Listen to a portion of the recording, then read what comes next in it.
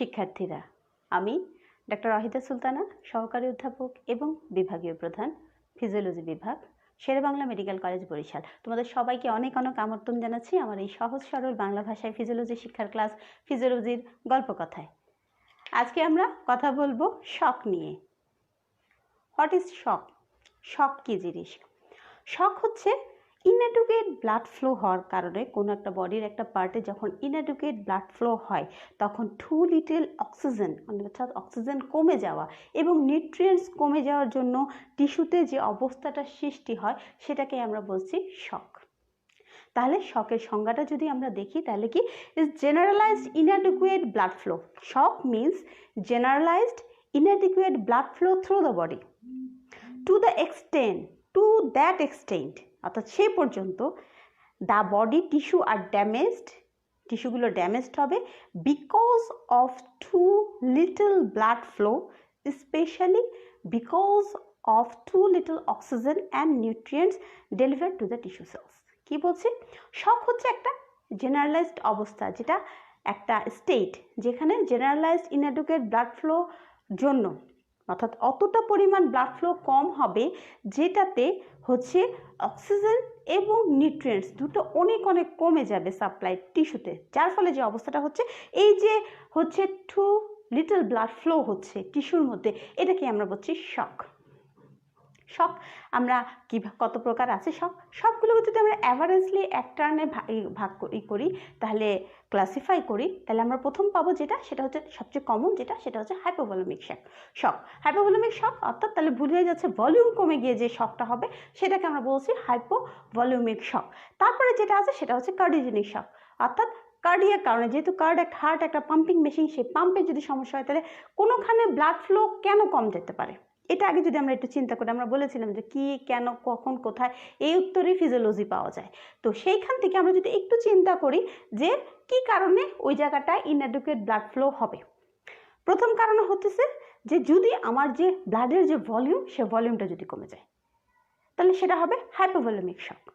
আরেকটা হচ্ছে ভলিউম ঠিক আছে কিন্তু যে পাম্প করছে, পাম্প করে যে পাঠাচ্ছে, সেই পাঠানোর যে মেশিন, যে হার্ট, এই হার্টে যদি কোনো সমস্যা থাকে তাহলে ওটাকে আমরা বলছি কার্ডিওজেনিক শক। এখন কার্ডিওজেনিক শক আরেক জিনিস আছে, সেটা হচ্ছে আমার এই হার্টও ভালো আছে, ভলিউমও ঠিক আছে, কিন্তু নিউরোলজিক্যাল কোনো কারণে অর্থাৎ আমার যে সিগন্যাল এই পাম্পিং করাবে, সিম্প্যাথেটিক স্টিমুলেশন যদি কাজ না করে, প্যারাসিম্প্যাথেটিক ইফেক্ট যদি বেশি হচ্ছে, সেইটার কারণে যদি আমার হচ্ছে এই নিউরাল যদি ইফেক্ট হয়, সাডেন নিউরাল ইফেক্ট হয়, সেই কারণে কিন্তু আমার এই পাম্পিং অ্যাকশন হতে পারবে না, আমার যে ভেসেলের যে ভেসোমোটর টোন যেটাকে আমরা বলছি সেই টোন মেনটেন করে রাখতে পারবে না। তাহলে নিউরোলজিক্যাল কারণে আমার শক হতে পারে, ব্লাড সার্কুলেশন কমে যেতে পারে, অ্যাকশন কমে যেতে পারে, নিউট্রিশন কম পেতে পারে, সেটাকে আমরা বলতেছি নিউরোজেনিক শক। আরেকটা জিনিস আছে, নিউরোলজিক্যাল অ্যাকশনও ঠিক আছে কিন্তু আমার বডিতে এমন কোনো কিছু ঢুকলো যেটা আমার প্রতি, যার প্রতি আমার অ্যালার্জি আছে, ফলে আমার শরীরে এটার এগেনস্টে অ্যান্টিবডি আছে, অ্যান্টিজেন অ্যান্টিবডি রিয়াকশন হচ্ছে এবং রিয়াকশনের ফলে যে কেমিক্যাল মেডিয়েটার্স আসছে, তারা কেমিক্যাল মেডিয়েটার্সগুলো এত বেশি ভেসেলগুলোকে ডাইলেটেড করে দিল, যার কারণে সাডেন করে প্রেশারটা ফল করে গেল, হাইপোটেনশন ডেভেলপ করবে। সাডেন জেনারেলাইজড ভেসোডাইলেশনের ফলে হচ্ছে আমার ব্লাড প্রেশার অনেক কমে গেল, ফল করে গেল। হাইপোটেনশনের কারণে ব্লাডের যে সাপ্লাই, সে সাপ্লাইটা কমে গেল, তখন হচ্ছে যে শকটা হচ্ছে সেটাকে আমরা বলতেছি অ্যানাফাইলেকটিক শক। ঠিক একই রকমভাবে যদি এমন কোনো মাইক্রো অর্গানিজম আমার ভিতরে ঢুকে, সাধারণত নেগেটিভ হচ্ছে গ্রাম নেগেটিভ ব্যাকটেরিয়াগুলো এই কাজগুলোর জন্য দায়ী থাকে, অ্যান্ডোটক্সিন সিক্রেশন করে। সো এরা যদি এমন হচ্ছে ব্যাকটেরিয়ার ইনফেকশন অনেক বেশি, যেগুলো হচ্ছে আমাদের বিভিন্ন ধরনের মেডিয়েটার সাবস্টেন্স তৈরি করছে, যেটা একই রকমভাবে জেনারেলাইজড ভেসোডাইলেশন করছে, অর্থাৎ ফ্লো ভালো আছে, ব্লাডের ভলিউম ঠিক আছে, হার্টও কাজ করছে, নিউরাল অ্যাকশনও বেশি আছে, কিন্তু মাঝখান দিয়ে সাডেনলি সবগুলো ভেসেলসগুলো হচ্ছে ডাইলেটেড হয়ে গেলো, জেনারেলাইজড ভেসোডাইলেশন আমরা বলি। সেটার কারণে তাহলে হচ্ছে ব্লাড প্রেশারটা ফল করার কারণে ওইখানে যে সাপ্লাইটা ছিল, সেই সাপ্লাইটা, যে টিস্যুতে যে সাপ্লাই যেত, সেই সাপ্লাইটা ফল করে গেল। এটাকে আমরা বলছি হচ্ছে সেপটিক শক। তাহলে মোটের ওপর কিন্তু শককে আমরা ভাগ করছি হাইপোভলিউমিক শক, কার্ডিওজেনিক শক, তারপরে হচ্ছে নিউরোজেনিক শক, অ্যানাফাইলেকটিক শক এবং সেপটিক শক। এইভাবে। এখন কথা হচ্ছে এই যে শক হচ্ছে, এই শকগুলো হচ্ছে কয়টা স্টেজ আছে, কি কি স্টেজের ভিতর দিয়ে হচ্ছে এই শকটা যায়। একটা শকে সাধারণত তিনটা স্টেজ থাকে, তিনটা স্টেজ। একটা হচ্ছে non progressive stage, non progressive stage or compensatory stage. অর্থাৎ আমার শরীরে হঠাৎ করে এমন কিছু পরিবর্তন হলো, হঠাৎ করে আমার কোনো জায়গায় হচ্ছে সার্কুলেশন হচ্ছে কমে গেল, কিন্তু আমার বডির যে হোমিওস্টেসিস মেকানিজম আছে, এই হোমিওস্টেসিস মেকানিজমের মাধ্যমে বডি অটোমেটিক্যালি সেই কন্ডিশনটাকে আবার রিভার্স করে নিয়ে আসতে পারতেছে। এইটার জন্য আমার বাইরে থেকে এক্সট্রা কোনো ট্রিটমেন্টের প্রয়োজন হচ্ছে না, বডি নিজের থেকে এটাকে রিকভার করে নিয়ে আসতে পারতেছে। এইটাকে আমরা অর্থাৎ খারাপের দিকে প্রোগ্রেস করছে না। এই যে স্টেজটা, এই স্টেজটাকে আমরা বলি non progressive or compensatory shock. Non progressive stage আর কম্পেনসেটরি স্টেজ, অর্থাৎ এটা নর্মাল সার্কুলেটরি কম্পেনসেটরি মেকানিজমের মাধ্যমে এটাকে ফুল রিকভারি করে আনা সম্ভব, ঠিক আছে, without the help of outside থেকে কোনো ড্রাগ বা অন্য কোনো হেল্প ছাড়া শুধুমাত্র নিজের যে বডির যে কম্পেনসেটরি মেকানিজম আছে, এই কম্পেনসেটরি মেকানিজম দিয়ে যখন শকটাকে রিকভার করা সম্ভব, তখন এটাকে আমরা বলতেছি non progressive stage or compensatory stage of shock. Second হচ্ছে এরপরে এমন একটা অবস্থা হলো যে বডির যে কম্পেনসেটরি মেকানিজম হচ্ছে, এই মেকানিজম দিয়ে হচ্ছে বডিটাকে রিকভার করা সম্ভব হচ্ছে না, অর্থাৎ এটা প্রোগ্রেস করছে এমন স্টেজে, সেখানে যদি আমি ট্রিটমেন্ট বাইরে থেকে যদি হেল্প না দেওয়া হয়, ট্রিটমেন্ট না দেওয়া হয়, তাহলে পেশেন্টটাকে রিকভার করানো একেবারেই সম্ভব না উইদাউট বাইরের হেল্প। তাহলে এই স্টেজটাকে, অর্থাৎ সেটা নন প্রোগ্রেসিভ থেকে প্রোগ্রেশন হয়েছে খারাপের দিকে, তাহলে এইটাকে আমরা বলতেছি progressive stage. Progressive stage without the therapy the shock become steadily worse until death, অর্থাৎ যদি হেল্প না করি তাহলে এটা হচ্ছে মৃত্যুর দিকে যাবে। তাহলে এটাকে রিকভারি করতে হলে বডির কম্পেনসেটরি মেকানিজম দিয়ে হয় না, আউটওয়ার্ড থেকে আমার থেরাপি ট্রিটমেন্ট যেটাই বলি সেটা লাগবে। এই স্টেজটাকে আমরা বলতেছি হচ্ছে প্রোগ্রেসিভ স্টেজ, অর্থাৎ খারাপের দিকে প্রোগ্রেস করে গেল। আর লাস্ট যেটা সেটা হচ্ছে ইরিভার্সিবল স্টেজ। ফার্স্ট দুটো স্টেজ কিন্তু রিভার্সিবল স্টেজ, কারণ অটোমেটিক্যালি রিভার্স করে, আমি যদি হচ্ছে নন প্রোগ্রেসিভ স্টেজে তো অটোমেটিক্যালি রিভার্স করে নর্মালে চলে আসে, প্রোগ্রেসিভ স্টেজে বাইরে থেকে যদি ট্রিটমেন্ট শুরু করি তাহলে এটাকে আমি আবার রিভার্স করে নিয়ে আসতে পারবো। কিন্তু এমন একটা পর্যায়ে কম্পেনসেশনারি এই যে শকটা, সেই শকটা এমন একটা পর্যায়ে হয় যে বডির কম্পেনসেটরি মেকানিজম, বাইরে থেকে থেরাপি কোনোটাই কোনো কাজ করে না, আলটিমেটলি এটা হচ্ছে ইরিভার্সাল হয়ে যায়, নর্মালি এটাকে আনা যায় না, আলটিমেটলি পার্সন হচ্ছে সেই আলটিমেটলি তার ডেস্টিনেশন ডেথের দিকেই এগিয়ে যাবে। এটাকে আমরা বলছি ইরিভার্সিবল স্টেজ। তাকে বলা হচ্ছে যে shock has progressed to such an extent that all forms of known therapy are inadequate to save the person's life, even though for the moment the person is still alive. অর্থাৎ যদিও ব্যক্তি বেঁচে আছে, যত রকম থেরাপি আমরা দিই হোক সব দেওয়া হয়ে গেছে, বাট তারপরেও তাকে আমরা সেই মৃত্যু থেকে সরিয়ে নিয়ে আসতে পারছি না। এই স্টেজটাকে আমরা বলতেছি ইরিভার্সিবল স্টেজ। তাহলে আমরা বললাম যে শক যেটা আছে, সেই শকের হচ্ছে তিনটা স্টেজ। একটা হচ্ছে নন প্রোগ্রেসিভ স্টেজ, যেটাতে কম্পেনসেটরি মেকানিজমের মাধ্যমে আমাদের বডি অটোমেটিক্যালি হচ্ছে নিজের যে কন্ডিশনটা শকের সেটাকে রিকভার করে নিয়ে এসে পড়ে, বাইরে থেকে কোনো ধরনের সাহায্যের প্রয়োজন হয় না। এটাকে আমরা বলতেছি non progressive or compensatory stage. এরপরে যেটা আরেকটু খারাপ হয়ে যায়, তখন এটা হচ্ছে প্রোগ্রেসিভ স্টেজে চলে যায়, যখন উইদাউট বাইরের থেরাপি ছাড়া বডির শুধুমাত্র কম্পেনসেটরি মেকানিজম দিয়ে কোনোভাবেই বডির এই যে শকটাকে সেটাকে রিকভার করা যায় না, সেটাকে আমরা বলছি প্রোগ্রেসিভ স্টেজ। আর থার্ড সেটা হচ্ছে ইরিভার্সিবল স্টেজ। ইরিভার্সিবল স্টেজে যতই আমরা বাইরে থেকে থেরাপি দিই কেন ট্রিটমেন্ট দিই না কেন, আলটিমেটলি কিন্তু এটা ডেথের দিকেই যাবে, এটাকে আর রিভার্স করা যাবে না, ভালোর দিকে নিয়ে আসা যায় না। যদিও পার্সন তখনও অ্যালাইভ আছে, কিন্তু আলটিমেটলি আমরা জানি এটা একসময় হচ্ছে সেই হচ্ছে পেশেন্ট হচ্ছে এক্সপায়ার করবে। সো এটাকে আমরা বলছি ইরিভার্সিবল স্টেজ। সো তিনটা স্টেজ হচ্ছে শকের। এখন কথা হচ্ছে শকের যে এই যে আমরা যে বলতেছি কম্পেনসেটরি মেকানিজম, ঠিক আছে, কি কি ফ্যাক্টর হচ্ছে এই যে রিকভারিটা করে নিয়ে আসে, ঠিক আছে, সেটা কি কি ফ্যাক্টরের মাধ্যমে কম্পেনসেট হয়। অর্থাৎ প্রথম যেটা আমরা বলেছিলাম সেটা হচ্ছে নন প্রোগ্রেসিভ স্টেজ। আমরা বললাম যে বডির কম্পেনসেটরি মেকানিজম হচ্ছে এই non progressive stage of the shock, এটা যেটা আছে সেটাকে রিকভার করে নিয়ে আসে। প্রশ্ন হচ্ছে সে কি কি মেথডের মাধ্যমে কীভাবে বডিটাকে এই রিকভারি করে নিয়ে আসে। ফার্স্ট অ্যান্ড ফরমোস্ট হচ্ছে ব্যারোরিসেপ্টর রিফ্লেক্স মেকানিজম। আমার বডির যত রকম মেকানিজম আমরা ইন দ্য মিন টাইম পড়েছি, সবগুলোই কিন্তু এই হচ্ছে শক রিকভার কম্পেনসেটরি মেকানিজমে কাজ করা শুরু করে। যেমন প্রথমেই হচ্ছে মুহূর্তে কম্পেনসেটরি মেকানিজম, ব্যারোরিসেপ্টর মেকানিজম, যেটা কি করবে, যেটা একটা পাওয়ারফুল সিম্প্যাথেটিক হচ্ছে স্টিমুলেশন দিবে সার্কুলেশন। ব্লাড প্রেশার যেহেতু ফল করছে যেহেতু ভলিউম কমে গেছে, সে হচ্ছে এটাকে বাড়ানোর চেষ্টা করবে, প্রেশার করানোর চেষ্টা করবে।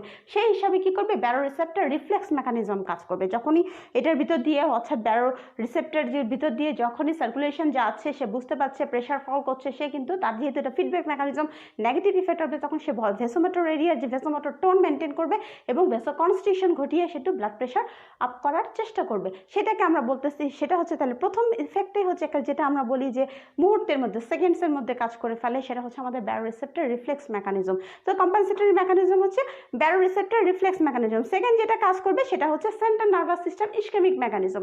যখনই শক হবে স্বাভাবিকভাবে আমার যে হচ্ছে ব্রেইনে যে সার্কুলেশন, সে সার্কুলেশন হচ্ছে কমে যাবে। যখনই হচ্ছে এটা বেশিরভাগ হবে যখন আল্ট্রা প্রেশার ফল করবে এবং সিএনএস ইসকেমিয়া হবে, সেক্ষেত্রে যে অন্য ক্ষেত্রেও যে শুধু লোকাল একটা শক হলে সেটা কিন্তু না, আমরা জেনারেল শক হচ্ছে, তো সেই কারণে ব্রেইনে যেহেতু সার্কুলেশন কম হবে, ব্রেইনে অক্সিজেন এবং নিউট্রিয়েন্টস কমে যাবে, তার ফলে কী হবে, সিএনএস ইসকেমিয়া হবে এবং আলটিমেটলি আমরা যেটা বলেছিলাম সিএনএস ইসকেমিক মেকানিজম কাজ করবে। ফলে হচ্ছে ব্লাড প্রেশারটাকে সেই সিএনএস ইসকেমিক মেকানিজমের মাধ্যমে হচ্ছে ব্লাড প্রেশার বাড়িয়ে হচ্ছে সিম্প্যাথেটিক স্টিমুলেশনের মাধ্যমে ব্লাড প্রেশারটাকে বাড়িয়ে হচ্ছে শকটাকে রিকভার করার চেষ্টা করে। কিন্তু সবচেয়ে বড় সমস্যা হচ্ছে যে এই যে সিএনএস ইসকেমিক মেকানিজম, সেই মেকানিজম কিন্তু কাজ করবে না যতক্ষণ পর্যন্ত ব্লাড প্রেশার 50 মিলিমিটার মার্কারের নিচে না নামবে, তার পর্যন্ত ব্লাড প্রেশার ফল করে না। অর্থাৎ সিএনএস ইসকেমিক মেকানিজম হতে হলে ব্লাড প্রেশারটাকে অনেকটা নামতে হবে, তারপরে গিয়ে হচ্ছে আমরা এই মেকানিজমটা কাজ করে। তাহলে যেটা বললাম ব্যারো রিসেপ্টর মেকানিজম অ্যান্ড হচ্ছে কেমো রিসেপ্টর মেকানিজম। তারপরে যেটা হচ্ছে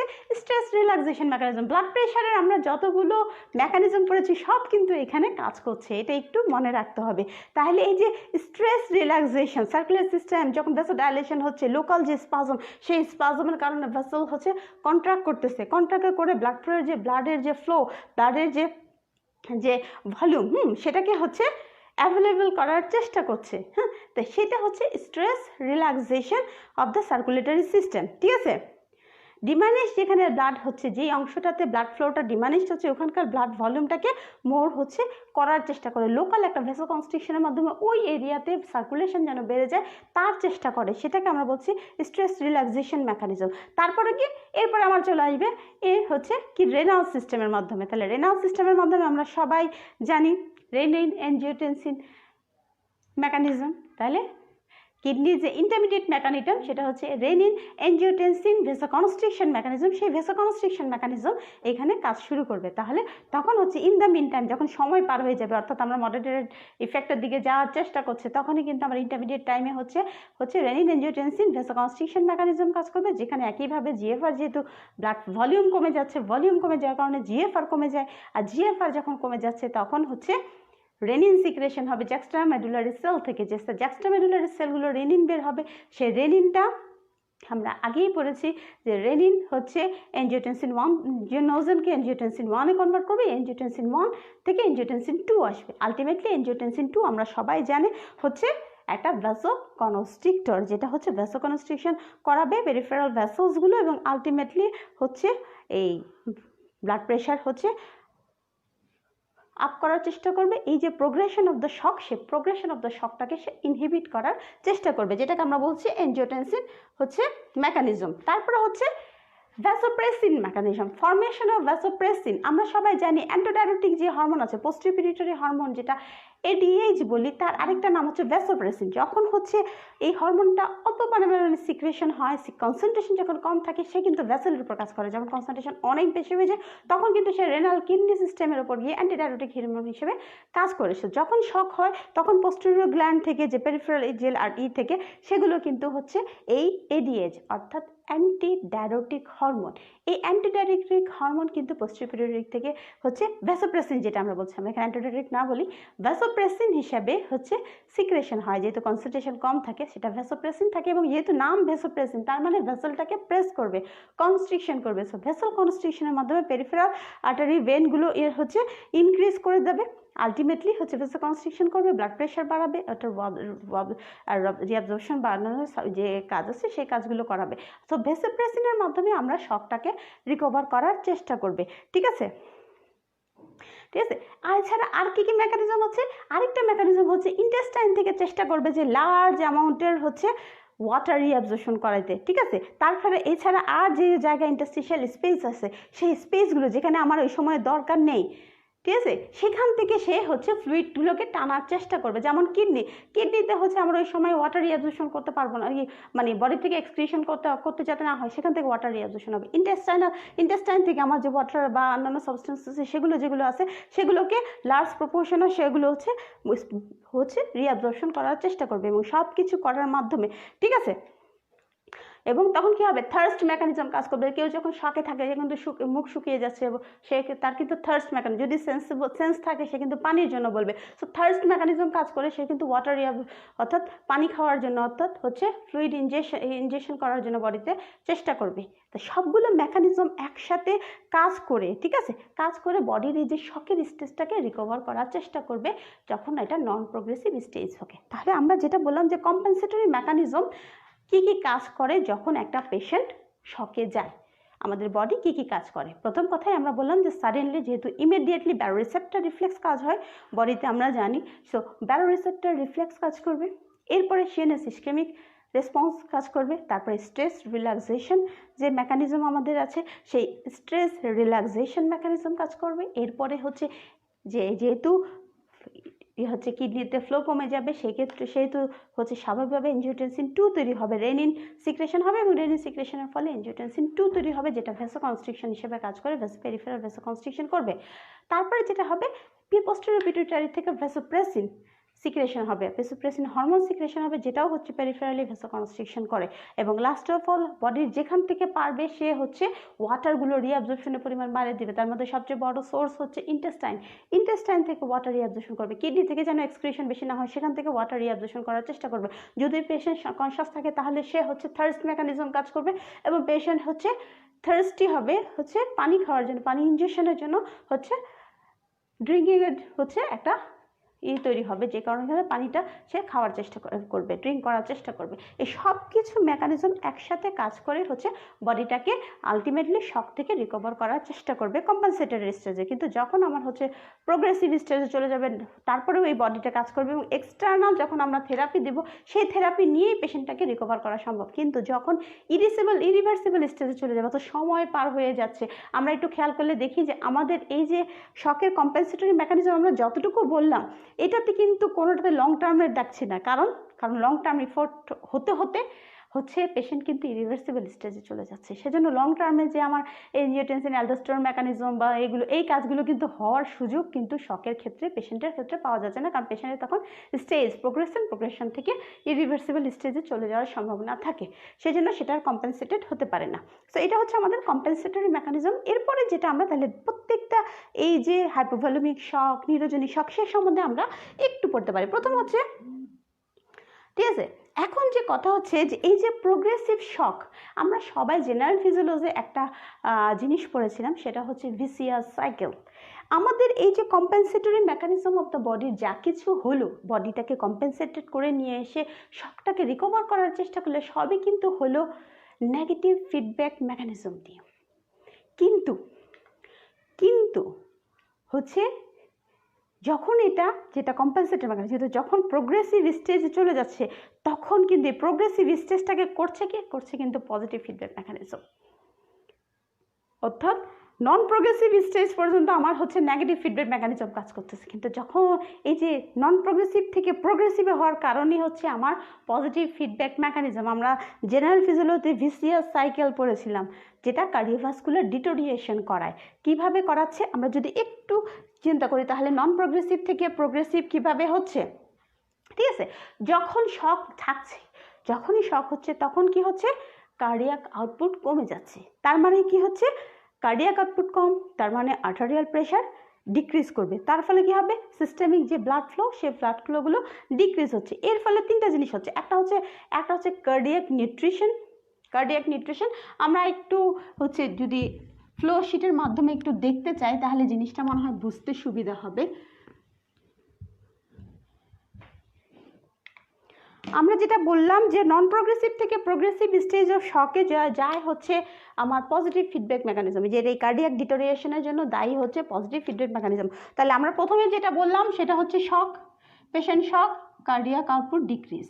কার্ডিয়াক আউটপুট ডিক্রিজ মানে হচ্ছে আর্টারিয়াল প্রেশার ডিক্রিজ।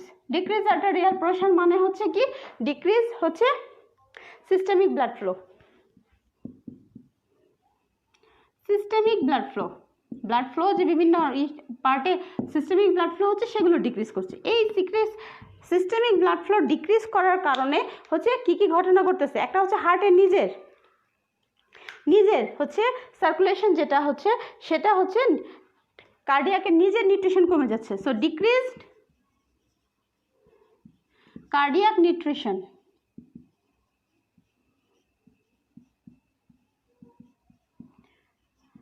অর্থাৎ হার্টের নিজের যে নিউট্রিশন সেই নিউট্রিশনটা কিন্তু কমে যাচ্ছে।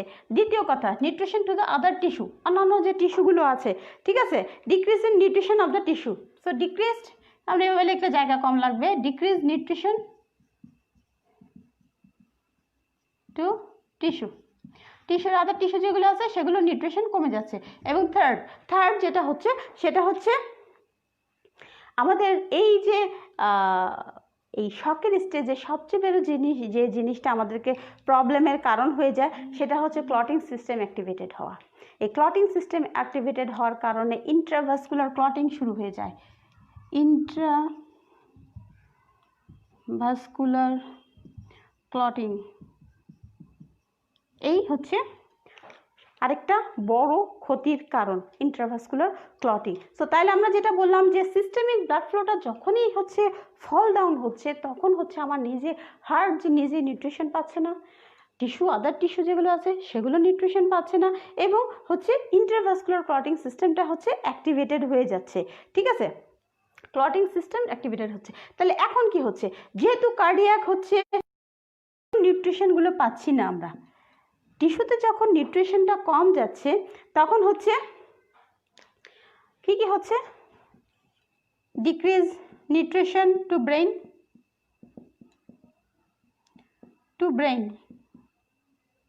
ব্রেইনের নিউট্রিশন স্বাভাবিকভাবে ব্রেইনের নিউট্রিশন কম যাচ্ছে।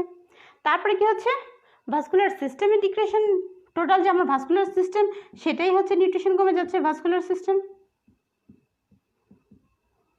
Decrease nutrition to vascular system, vascular সিস্টেমের যে নিউট্রিশন, ভাস্কুলার যে আমার যে সার্কুলেটরি যে হচ্ছে ভেসেলসগুলো আছে তাদের কিন্তু হচ্ছে নিউট্রিশন কমে যাচ্ছে।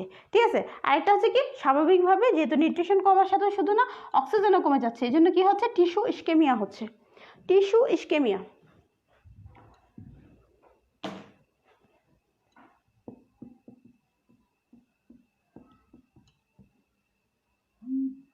টিস্যু ইস্কেমিয়া হচ্ছে। তাহলে এই যে নিউট্রিশন হচ্ছে decrease nutrition two the tissue, এর ইফেক্টে আমার যেহেতু ব্রেনের নিউট্রিশন কম যাচ্ছে, ভাস্কুলার যে সিস্টেম আছে সেখানে নিউট্রিশন কম আছে, কারণ হার্টে তো আমরা দেখিয়ে নিচ্ছি অলরেডি নিউট্রিশন কম, ভাস্কুলার সিস্টেম যেগুলো আছে সেগুলোতে নিউট্রিশন কম হচ্ছে, এবং শুধু না অক্সিজেন কম যাওয়ার কারণে কিন্তু এই টিস্যুর মধ্যে ইস্কেমিয়া হচ্ছে। ঠিক আছে, তাহলে ভাস্কুলার যেহেতু হচ্ছে নিউট্রিশন কম হচ্ছে, তাহলে এই যে ব্রেইনের যে নিউট্রিশন, হ্যাঁ, ব্রেইনের যখন নিউট্রিশনটা কম হবে তখন ভেসোমোটর অ্যাক্টিভিটি কমে যাবে।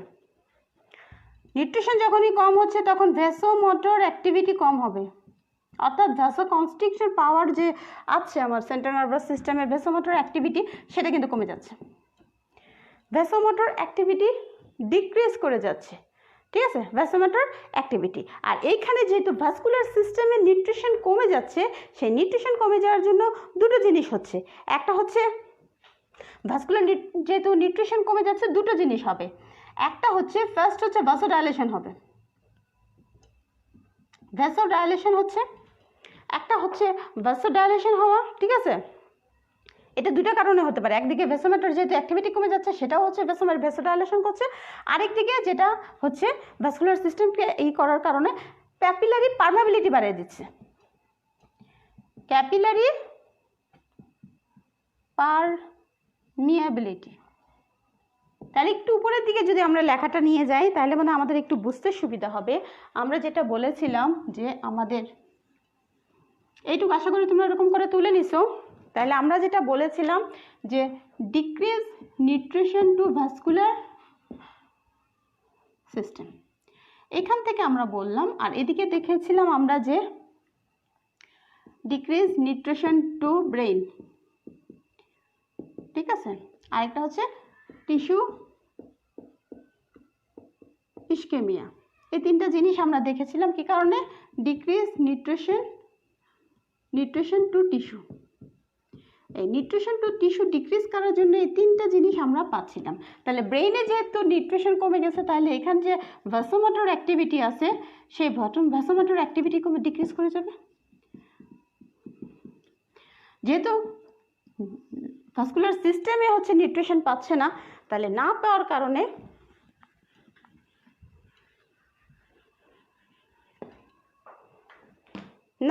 দুইটা কারণ হবে।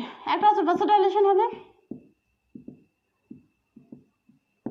আর এটা হচ্ছে ক্যাপিলারি পারমাবিলিটি বেড়ে যাবে, অর্থাৎ এই ক্যাপিলারি মেমব্রেন দিয়ে ফ্লুইড লসের পরিমাণ বেড়ে যাবে।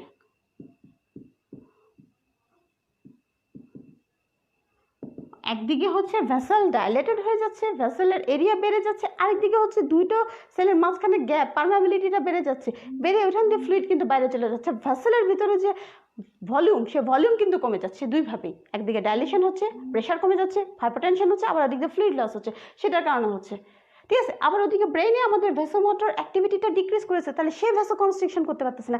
আলটিমেটলি এই যে ভ্যাসোমোটর অ্যাক্টিভিটি ডিক্রিজ করছে, এইটার কারণেও কিন্তু ভ্যাসোডাইলেশন কে অ্যাগ্রিভেট করতেছে, আরও বেশি ভ্যাসোডাইলেশন হচ্ছে, ঠিক আছে।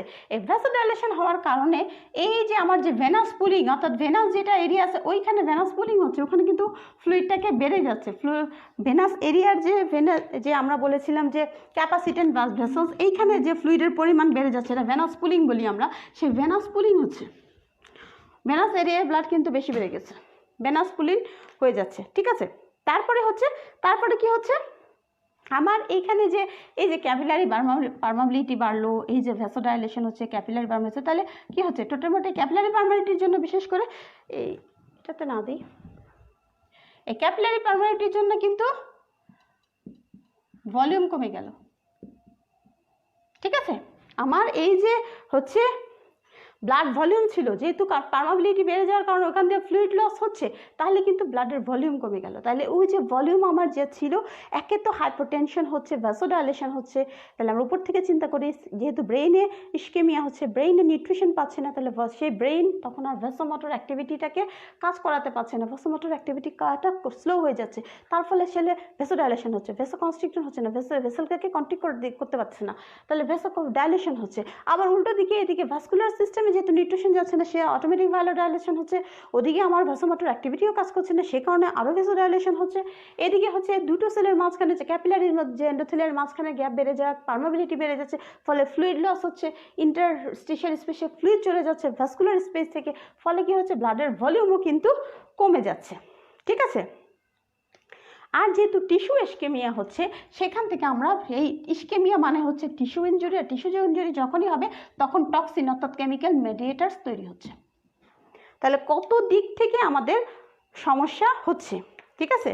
তাহলে এদিকে ভেনাস পুলিং হচ্ছে, এইখানে ব্লাড ভলিউম কমে যাচ্ছে, ঠিক আছে। তাহলে এটা কি হচ্ছে, মোটের ওপর কিন্তু আমার ভেনাস রিটার্নও কমিয়ে দিচ্ছে, ভেনাস রিটার্ন। শুধু এটা না, ভেনাস রিটার্নের কারণে আমরা ওখানে পড়েছিলাম যে ক্লটিং সিস্টেম, ইন্ট্রাভাস্কুলার ক্লটিং বাড়িয়ে দিচ্ছে, আগে দেখেছিলাম ইন্ট্রাভাস্কুলার ক্লটিং। তাহলে এখানে কিছু হচ্ছে ক্লটিংয়ের জন্য ব্লাড ক্লট হয়ে যাচ্ছে, তাহলে এই একটা ইফেক্টও এটার সাথে এক হয়ে ভেনাস রিটার্ন কমিয়ে দিচ্ছে, ঠিক আছে। তাহলে ভেনাস রিটার্ন যখন কমতেছে, আলটিমেটলি সেটা হচ্ছে কার্ডিয়াক আউটপুট, যেটা আমরা বলেছিলাম যে ডিক্রিজ কার্ডিয়াক আউটপুট, সেই কার্ডিয়াক আউটপুটকে আরও ডিক্রিজ করতেছে, সেই আরও ডিক্রিজের ফল আরও বেশি হচ্ছে, অর্থাৎ পজিটিভ ফিডব্যাক মেকানিজম কিন্তু গোয়িং অন, যেটাকে আমরা বলছি ভিসিয়াস সাইকেল, এবং আলটিমেটলি পেশেন্ট কিন্তু ইরিভার্সিবল স্টেজে যাবে এবং ডেথ হবে। তাহলে এই যে প্রোগ্রেসিভ স্টেজে কাজ করছে, রেসপন্সিবল হচ্ছে পজিটিভ ফিডব্যাক মেকানিজম। কিভাবে আমরা বললাম, যখন কার্ডিয়াক আউটপুট কমে যাচ্ছে, তার মানে হচ্ছে আর্টারিয়াল ব্লাড প্রেশার ফল করছে, আর্টারিয়াল প্রেশার যখন ফল করছে, তাহলে সিস্টেমিক ব্লাড ফ্লো কমছে, সিস্টেমিক ব্লাড ফ্লো কমে যাওয়া মানে হচ্ছে আমার ব্রেনে ইস্কেমিয়া হচ্ছে, নিউট্রিশন কমে যাচ্ছে, ইস্কেমিয়া হলে ওখানে ভ্যাসোমোটর অ্যাক্টিভিটি করে যাবে, তাহলে আমাদের ভ্যাসেল যে কনস্ট্রিক্ট করার ক্ষমতা, টোন মেনটেন করার ক্ষমতা, সেটা কমছে না, ফলে ভ্যাসোডাইলেশন হচ্ছে। ওদিকে হচ্ছে টিস্যুতে যেহেতু নিউট্রিশন কমে যাচ্ছে হচ্ছে, তাহলে একবার হার্টের হচ্ছে নিউট্রিশন কমছে, ভাস্কুলার সিস্টেমে নিউট্রিশন কমতেছে, টিস্যুতে নিউট্রিশন কমতেছে, আর এর ফলে কী হবে, ইন্ট্রাভাস্কুলার ক্লটিং বেড়ে যাচ্ছে। এরপরে যেটা হচ্ছে, আমার হার্ট তো অলরেডি নিউট্রিশন না পেয়ে দুর্বল আছে, ভাস্কুলার সিস্টেমে যেহেতু নিউট্রিশন পাচ্ছে না, সে ভেসোডাইলেশন হচ্ছে, ওদিকে ভেসোমোটর সেন্টার কাজ করছে না, সেও ভেসোমোটর ডাইলেশন আরও বাড়াচ্ছে, ক্যাপিলারি পারমেবিলিটি বেড়ে যাচ্ছে, ফলে ফ্লুইড লস হচ্ছে।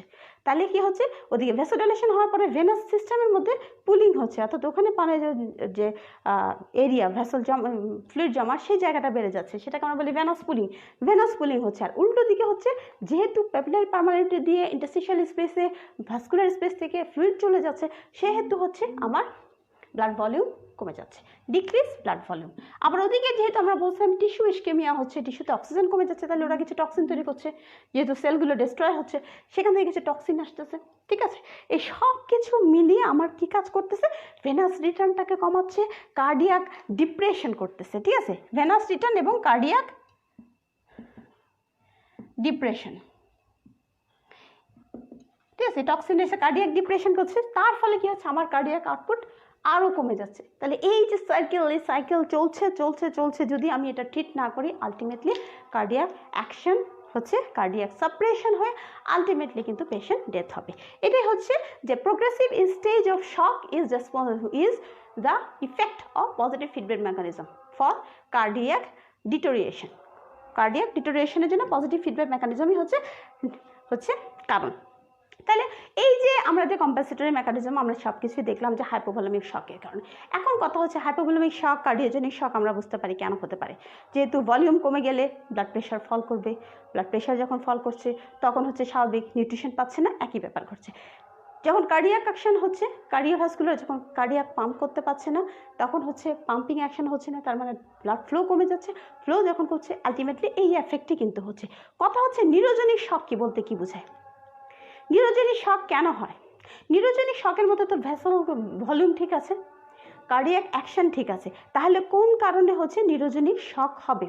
নিউরোজেনিক শক হবে হচ্ছে সাধারণত ভলিউম মেনটেন থাকে, ঠিক আছে, ভাস্কুলার ক্যাপাসিটি যেটা আছে, ঠিক আছে, সেই ভলিউমটা কিন্তু কোনো লস হচ্ছে না, ঠিক আছে, ভাস্কুলার ক্যাপাসিটি ইনক্রিজ করে যাবে। ঠিক আছে, যে নর্মাল অ্যামাউন্ট অর্থাৎ আমার যে নিউরোলজিক্যাল ইফেক্ট আছে, ঠিক আছে, ভ্যাসোমোটরের যে আমার ভ্যাসোমোটরের ওপর যে আমার কন্ট্রোল, ঠিক আছে, পুরোটা বডিতে, ঠিক আছে, এই কন্ট্রোলটা থাকে না, ফলে নর্মাল অ্যামাউন্টের ফিলিংও আমি হচ্ছে ব্লাডের যে কাজ সে হচ্ছে সার্কুলেটরি সিস্টেম এটা হচ্ছে অ্যাডিকুয়েটলি করতে পারে না।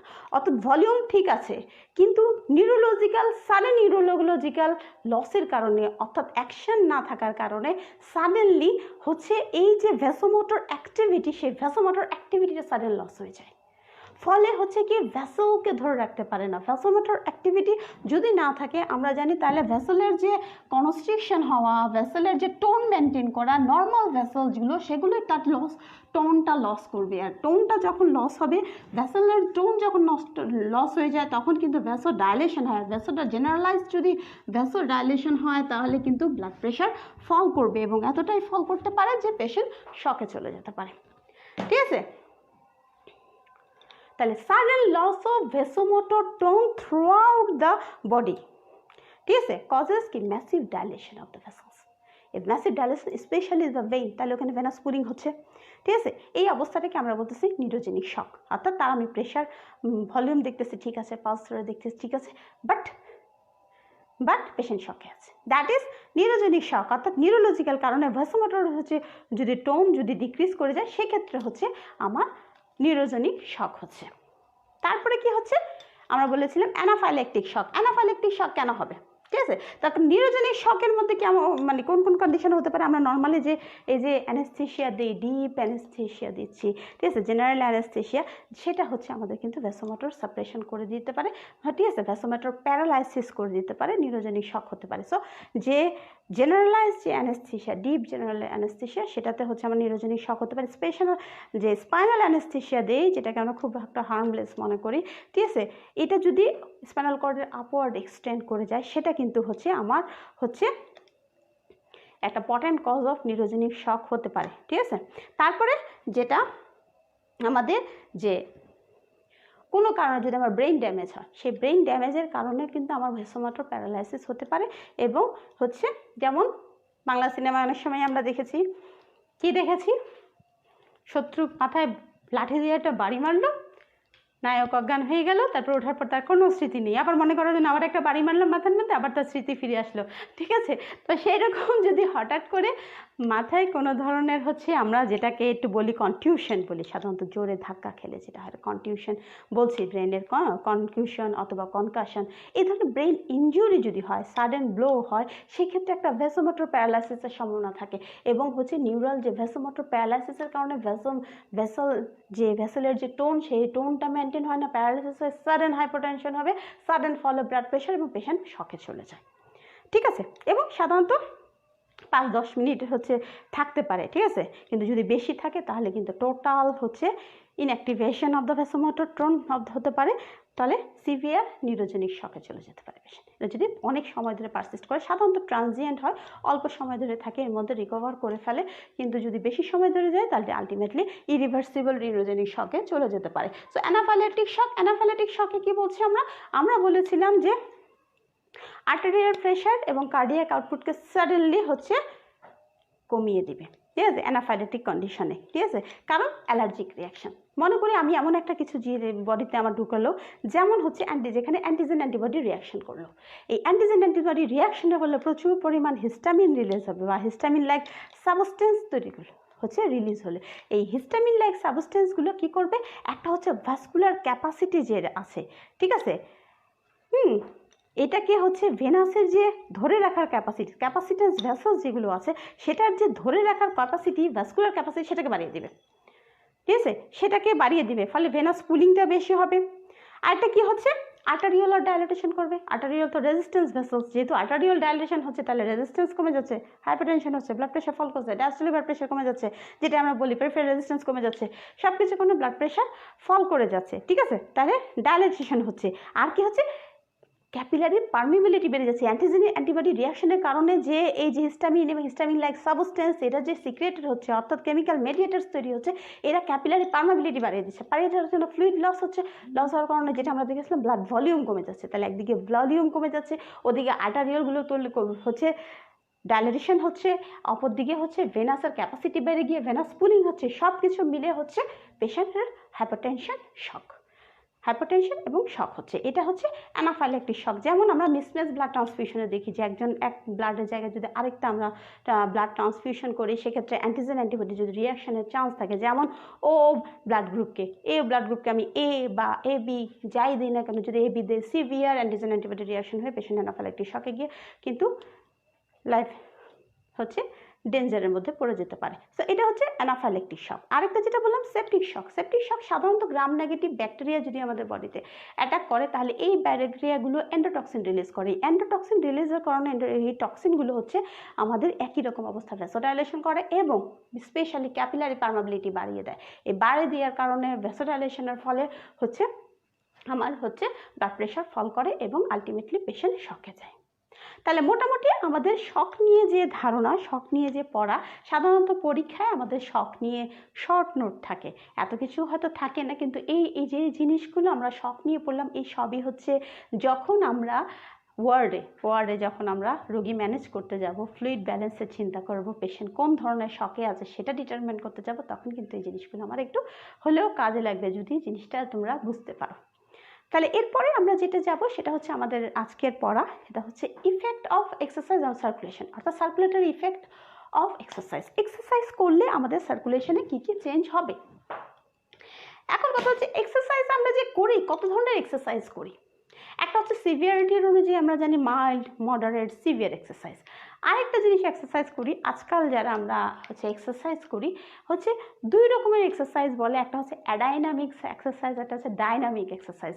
অর্থাৎ আমাদের ফিজিওলজির ভাষায় আমাদের যে এক্সারসাইজ করার সময় যে মাসল কন্ট্রাকশন হয়, এই কন্ট্রাকশনটাকে আমরা দুভাগে ভাগ করি।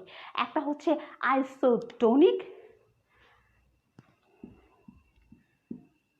আইসোটোনিক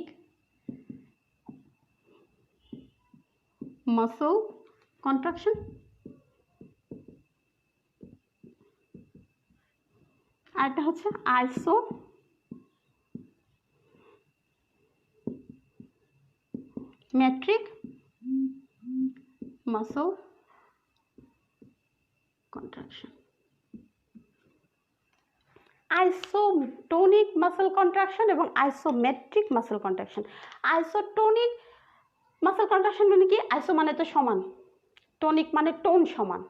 তাহলে এখানে মাসল কন্ট্রাকশনের হচ্ছে মাসলের যে ফাইবারের লেন্থ সেটা শর্ট হচ্ছে, অর্থাৎ কন্ট্রাকশন, রিয়েল কন্ট্রাকশন এখানে হচ্ছে। তাহলে shortening of the muscle fibre হচ্ছে, শর্ট হচ্ছে আবার নর্মাল হচ্ছে, শর্ট হচ্ছে নর্মাল হচ্ছে।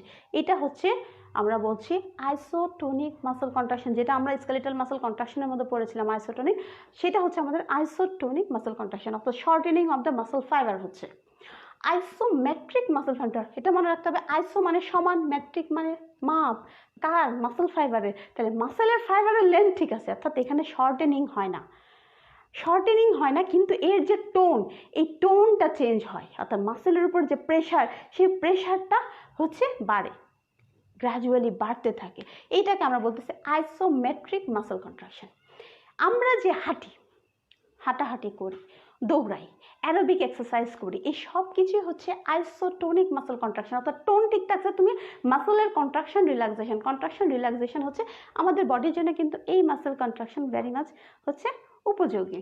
আইসোটোনিক মাসল কন্ট্রাকশন এখন সবাই বলে যে অ্যারোবিক এক্সারসাইজ করার জন্য অথবা হাঁটার জন্য, যে হাঁটা হচ্ছে বেস্ট এক্সারসাইজ, অথবা হচ্ছে অল্প ইয়েতে দৌড়ানোর জন্য বলা হয়। তো এগুলো সবগুলো হচ্ছে আইসোটোনিক মাসল কন্ট্রাকশন। আর আইসোমেট্রিক মাসল কন্ট্রাকশন করতে আমরা জিমের মধ্যে যে পুল টুল করি, সেগুলো যে সেখানে কি হচ্ছে, ফাইবারই হচ্ছে না, আমরা যে টেনে ধরে রাখছি, এই ধরে রাখার ফলে টোনটা চেঞ্জ হচ্ছে। আমার কিন্তু মাসল ফাইবার যেগুলো হচ্ছে লেন্থ আর চেঞ্জ হচ্ছে না, কিন্তু টোনটা চেঞ্জ হচ্ছে, অর্থাৎ অলওয়েজ একটা কনস্ট্রিক্টেড স্টেজে আমরা যখন মাসল কন্ট্রাক্ট করাই, কন্ট্রাকশনের ফলে আমাদের এই মাসলের মধ্যে যে ভ্যাসেলগুলো আছে তারা কিন্তু প্রবল প্রেশারের মধ্যে থাকে এই মাসলের। তাহলে মাসল যখন শর্টেনিং অ্যান্ড লেন্থেনিং হয়, তখন কিন্তু ভ্যাসেলগুলো একবার হচ্ছে চাপ খায় আবার সরে যায়, চাপ খায় সরে যায়। কিন্তু যখন আমার এই আইসোমেট্রিক মাসল কন্ট্রাকশন হবে, অর্থাৎ টোন কিন্তু গ্র্যাজুয়ালি একটা কনস্ট্যান্ট টোনের মধ্যে সে থেকে যাচ্ছে, ফলে ভ্যাসেলগুলো অনেক বেশি প্রেসারাইজ থাকে, এদের কিন্তু পেরিফেরাল রেজিস্ট্যান্স বেড়ে যাওয়ার সম্ভাবনা থাকে। অর্থাৎ আইসোমেট্রিক মাসল কন্ট্রাকশন একটা স্টেপ পর্যন্ত হচ্ছে পেরিফেরাল রেজিস্ট্যান্স বাড়বে না, কমিয়ে রাখবে, ঠিক আছে। আর মেট্রিক কন্ট্রাকশনে যেটা হবে সেটা হচ্ছে ক্রমানুগত পেরিফেরাল রেজিস্ট্যান্স বাড়বে, ঠিক আছে। তাহলে আমাদের এক্সারসাইজের সময় কি হচ্ছে, তাহলে এক্সারসাইজে যখন আমরা নর্মালি এক্সারসাইজ করি, আমাদের যে সবাই আমরা জানি যে কার্ডিয়াক আউটপুট, সেই কার্ডিয়াক আউটপুট, অর্থাৎ আমরা এক্সারসাইজ যখনই করছি তখন আমার স্ট্রোক ভলিউম বেড়ে যাচ্ছে। তাহলে স্ট্রোক ভলিউম বাড়ছে, তার মানে কি সিম্প্যাথেটিক স্টিমুলেশন হচ্ছে, আমার যেহেতু বডির হচ্ছে নিড বেড়ে যাচ্ছে, সিম্প্যাথেটিক স্টিমুলেশন বাড়ছে, তার মানে হচ্ছে কি আমার হার্ট রেট বাড়ছে, হার্ট রেট বাড়া মানে হচ্ছে মোটের উপর আমার কার্ডিয়াক আউটপুট বাড়ছে মানে হচ্ছে আমার যে পালস সেগুলো আমরা বেশি পাচ্ছি, অর্থাৎ সবগুলো সিস্টেম আমার স্ট্রোক ভলিউম অনেক অনেক অনেক গুণ বেড়ে যাচ্ছে। এই আমার এক্সারসাইজের সময় আমরা কিন্তু আইসোটোনিক এক্সারসাইজ নিয়ে কথা বলতেছি, তাহলে বেড়ে যাচ্ছে। পেরিফেরালি কি হচ্ছে, তাহলে যখন আমরা মাইল্ড এক্সারসাইজ করছি, মাইল্ড ধরনের এক্সারসাইজ করছি, আমার কি হচ্ছে, যেহেতু কার্ডিয়াক আউটপুট বাড়ছে, হার্ট রেট বাড়ছে, সেহেতু আমার হচ্ছে সিস্টেমিক ব্লাড প্রেশার বাড়ছে।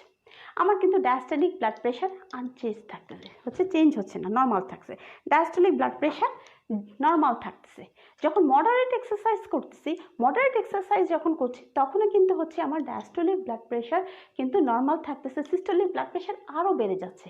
কিন্তু যখন হচ্ছে, অর্থাৎ আমরা যদি এটা একটা গ্রাফ আঁকি, তাহলে এখানে যদি আমরা হচ্ছে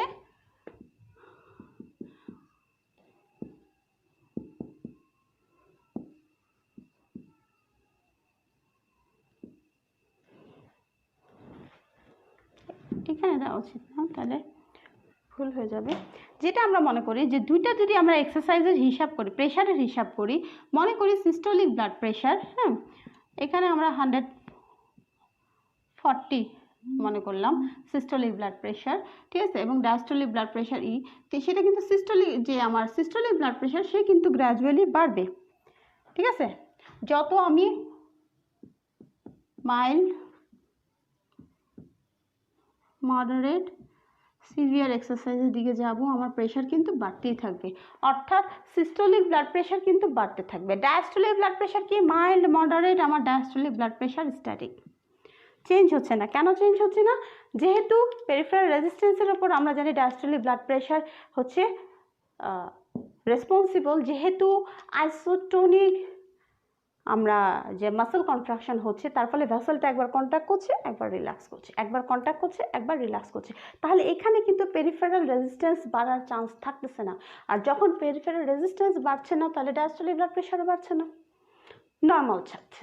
ঠিক আছে, তাহলে এইকে কিন্তু যখনই সিভিয়ার এক্সারসাইজ হচ্ছে, কার্বন ডাইঅক্সাইড অনেক অনেক বেড়ে গেল, হচ্ছে হাইড্রোজেন আয়ন কনসেন্ট্রেশন বেড়ে যাচ্ছে, সবচেয়ে বড় অ্যানারোবিক গ্লাইকোলাইসিস শুরু হচ্ছে, যেহেতু অক্সিজেন সাপোর্ট দিয়ে কুলাতে পারছে না, অ্যানারোবিক গ্লাইকোলাইসিস হচ্ছে এবং ল্যাকটিক অ্যাসিড তৈরি হচ্ছে। এই ল্যাকটিক অ্যাসিড হওয়ার কারণে যেহেতু ভ্যাসোডাইলেটর হিসেবে কাজ করবে, তাহলে এই যে মাসেলের ভিতরে যে ভেসেল ছিল এতক্ষণ কন্ট্রাকশন রিল্যাক্সেশনের কারণে সে হচ্ছে রেজিস্ট্যান্স বাড়ায়নি, কিন্তু এখন যেহেতু ভ্যাসোডাইলেটরগুলো তৈরি হয়ে গেল তখন হচ্ছে এই মাসেলের ভিতরে যে ভেসেলগুলো আছে তারা কিন্তু ডাইলেট করে যাবে। এই যে ভেসেল যেগুলো আছে, যেটার উপরে মাসেল আছে, যেটা হচ্ছে প্রেশার দিচ্ছিল এই ভেসেলের উপরে, ঠিক আছে, এই প্রেশার কিন্তু তখন হচ্ছে এখানে যেহেতু ভ্যাসোডাইলেটর তৈরি হচ্ছে, কার্বন ডাইঅক্সাইড বেড়ে যাচ্ছে অনেক, হাইড্রোজেন আয়ন কনসেন্ট্রেশন বাড়ছে, ল্যাকটিক অ্যাসিড বাড়ছে, এই ল্যাকটিক অ্যাসিড এই সব কিছু বাড়ার ফলে কিন্তু ভেসোডাইলেশন হচ্ছে। তার ফলে ভেসোডাইলেশন হওয়ার ফলে আমরা পেরিফেরাল ভেসোডাইলেশন যখনই হচ্ছে পেরিফেরাল ভেসোডাইলেশন তখনই হচ্ছে ডিক্রিজ টোটাল পেরিফেরাল রেজিস্ট্যান্স, অর্থাৎ সিভিয়ার যখন এক্সারসাইজ শুরু হবে সেইখানে গিয়ে হচ্ছে সিভিয়ার এক্সারসাইজ যখন হয় তখন হচ্ছে টোটাল পেরিফেরাল রেজিস্ট্যান্স বেড়ে যাচ্ছে, এবং টোটাল পেরিফেরাল রেজিস্ট্যান্স বাড়ার ফলে আমার যে ডায়াস্টলিক ব্লাড প্রেশার সেই ডায়াস্টলিক ব্লাড প্রেশার কিন্তু ডিক্রিজ করছে, ডায়াস্টলিক ব্লাড প্রেশার তখন কমে যাচ্ছে। তাহলে এই যে আমার সিস্টোলিক ব্লাড প্রেশার যেটা হচ্ছে এক্সারসাইজে ক্রমান্বয়ে বাড়তির পথে, ডায়াস্টোলিক ব্লাড প্রেশার যেটা একটা সময় পর্যন্ত স্ট্যাটিক থাকবে, তারপরে গিয়ে যখন অ্যানারোবিক গ্লাইকোলাইসিস শুরু হবে, সিভিয়ার এক্সারসাইজের সময় carbon dioxide and other substance তৈরি হলো, এই যে ভেসোডাইলেটর হলো ল্যাকটিক অ্যাসিডের, এরা হওয়ার পরে এখানে আমার ভেসেলটা ডাইলেটেড হওয়ার ফলে টোটাল পেরিফেরাল রেজিস্ট্যান্স কমে যাওয়ার ফলে হচ্ছে আমার ব্লাড প্রেশারটা ফল করে গেল, এবং ইন দ্য মিনটাইম তাহলে কী হলো, আমার পালস প্রেশারটা অনেক বেড়ে গেল, ঠিক আছে। তাহলে এই যে ডায়াস্টলিক ব্লাড প্রেশারটা ফল করে গেল, এটা হচ্ছে সিভিয়ার এক্সারসাইজের ইফেক্ট। তাহলে এক্সারসাইজের উপর আমাদের ভ্যাসেলের ইফেক্ট, যেটা হার্টের উপর আমরা বলেছি যখন এক্সারসাইজ করব সেই সময়, এই জন্য কিন্তু একটা কথা বলে নিই যে যারা হচ্ছে হাইপারটেনসিভ পেশেন্টকে কিন্তু এই জন্য আমরা তো সাধারণত প্রেশার বলতে ডায়াস্টলিক ব্লাড প্রেশারটাকে সবচেয়ে বেশি ধরি, কারণ ওটাই আমাদের কাছে মুখ্য। তো সেই জন্য যারা এক্সারসাইজ মানে যারা হাইপারটেনসিভ পেশেন্ট তাদেরকে কিন্তু ওই আইসোমেট্রিক যে মাসল কন্ট্রাকশন অর্থাৎ যে পুলিং এর যে এক্সারসাইজগুলো, সেই এক্সারসাইজগুলো করতে সাধারণত বিরত করা হয়। এগুলো না করে বরং তাদেরকে এই যে আমার আইসোটোনিক মাসল কন্ট্রাকশন হয়, অর্থাৎ ওয়াকিং, রানিং, অ্যারোবিক এক্সারসাইজ, এগুলোকে বেশি হচ্ছে ইনফ্লুয়েন্স করা হয়, যেটা হচ্ছে এই পেরিফেরাল রেজিস্ট্যান্সের সমস্যাটা তৈরি করে না, ব্লাড প্রেশার বাড়ানোর ঝুঁকি, ডায়াস্টলিক ব্লাড প্রেশার বাড়ানোর ঝুঁকি থাকে না তাদের ক্ষেত্রে। কিন্তু যারা হাইপারটেনসিভ তাদের ক্ষেত্রে এই এক্সারসাইজটাকে বেশি হচ্ছে ইনফ্লুয়েন্স করা হয়, তাদেরকে এই ধরনের এক্সারসাইজ করতে ইফেক্ট করা হয়। তাতে বেশি এক্সারসাইজ যদি এক্সারসাইজও করা তাও কিন্তু ডায়াস্টলিক ব্লাড প্রেশার বরং ফল করার সম্ভাবনা থাকে, তাহলে ব্লাড প্রেশার বরং কমে যাওয়ার সম্ভাবনা থাকে।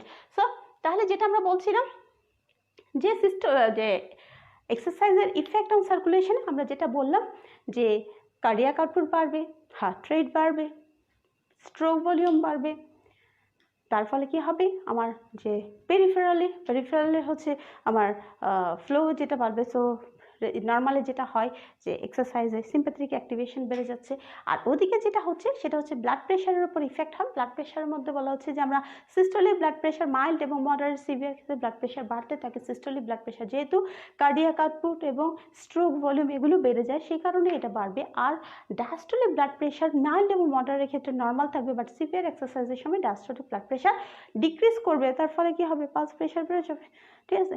সো আলটিমেটলি এটা হচ্ছে আমার এক্সারসাইজের ইফেক্ট অন সার্কুলেটরি সিস্টেম। তো আজকে মোটামুটি শক এবং effect of exercise on circulation এ পর্যন্তই। পরবর্তীতে আবার দেখা হবে। তোমাদের কোনো কিছু সমস্যা থাকলে অবশ্যই জানাবে, সেসব নিয়ে আমরা কথা বলবো। ততক্ষণ পর্যন্ত তোমরা সবাই ভালো থেকো, সুস্থ থেকো। আল্লাহ হাফেজ।